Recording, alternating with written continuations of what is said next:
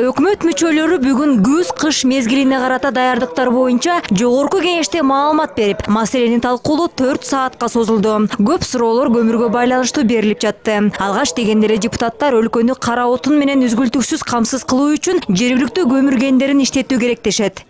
ТЭЦ боюнча айтсаңыз, былтырда сиз мамлекеттик орган жетекчиси катары келгенде айттыңыз эле 2017-2018-те биз ТЭЦке өзүбүздүн көмүрдөн гана алабыз деп, чет элекке каршы бүгүн биз андай болбой атат. Бүгүн анык айтып койсоңуз, мисалы үчүн кара кечеден быйыл өзүбүздүкүнө канча тонна, Казакстандан канча тонна биз алып келебиз?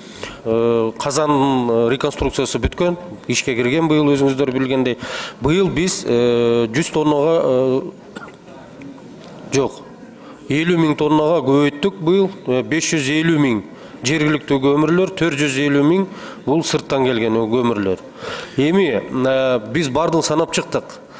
Толугу менен бүгүнкү күндө кара кече көмүрүнү өткөрсөк, биздин баягы эски казандар бар, алар кара кече көмүрүн көтөрө албайт. Ал жерде дагы жаксак болот, бирок кымбатыраак болот, себеби подсветка керек ага. Газ, мазут дополнительно кетет.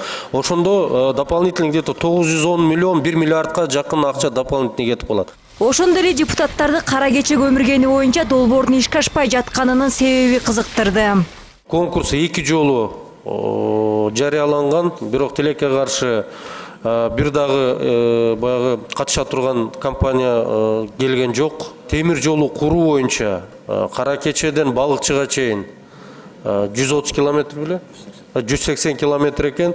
Ошол 180 километрди санаганда 1 миллиард долларга чейин эме кетип калат экен. Каражат. Ошонун себебинен көп компаниялар кичине баш тартып атышат. Мындан тышкары карапайым эл үчүн көмүрдүн баасын арзандатуу керек дешет эл өкүлдөрү. Анткени Кыргызстандын түштүк аймагында кара отундун наркы өтө жогорулап кеткен. Депутаттардын айтымында былтыр көмүрдүн 1 тоннасы 4000 сомдун тегерегинде сатылса, быйыл анын баасы 8-9 миңге чыккан. Түштүк жергелеринде азыр кошуна мамлекеттер менен мамиле жакшы болгондон кийин көмүрдүн баасы кымбаттады. Байкадыңыздар да. Өткөндө мен ушул парламентте ар түрдүү маселелерди көтөрүп атып, сиздерге ушул кайрылдым эле. Өкмөткө кайрылдым эле, көмүрдүн баасы 9-10 сом болуп кеткен. Бирок аракет кылдыңыздар, азыр 6-7 сомго түшүрдүңүздөр да. Бирок 6-7 сом да кымбат. Былтыркы баасы 4-4,5 сом болгон да. Түшүрө алабызбы биз? Түшүрөбүз, 7 сомдон түшүрөбүз. Былтыркы баага түшүрсөк болобу? Аны анализдейлик. Өкмөт мүчөлөрү көмүрдүн сарамжалсыз пайдаланылып жатышы боюнча да жемеге кабылды. Бир нече күндөн бери аба ырайы ысыганына карабастан Бишкектеги жылуулук системасынын иштеп жатышы ашыкча чыгымдарга алып келүүдө. Азыр ноябрдын 2-си мына Бишкек шаарынын ТЭЦи жылуулук беришти 17 октябрдан баштаган. Мына 15-16 күн кетип атат.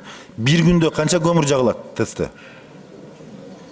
2700 тонна жагылат, туура. Вот ошону мына кайсы биларман ошондо чечим кабыл алган. Ошол ТЭЦти жагайлы деп. Мына азыр канча миң тонна көмүр жөн эле абаны ысытып атасыздар да. Абаны ысытып атасыңар. Мен Дастанбек Артисбекович, мына токтом долбооруна ушуга жооптуу кызматкерлерди да карашыбыз керек. Канча миң тонна жагылды, акчасы канча болот? С 18 октября по сегодняшний день среднее сжигание угля от 1800 до 2500 тонн проходило. Сколько всего тонн? Мы сейчас не можем точно посчитать. Юшемек Текшебекович, мына сиздин өкмөтүңүздөн кели. Сиз баш болуп уят болуп атасыңыздар. Мен 3 саат мурда айткам сизге. Не болгон өкмөт бул? Не болгон вице-премьер? 3 цифраны санай албасаңыздар. Уят эмеспи? Мындай жагдайга жол берген кызматкерлердин жоопкерчилигин кароосун ушталды. Акыры көпчүлүк добуш менен өкмөттүн күз-кыш мезгилине даярдыгы канаттандырарлык деп табылды. Нурзада Сыдыкбекова, Бакыт Кошалиев, НТС.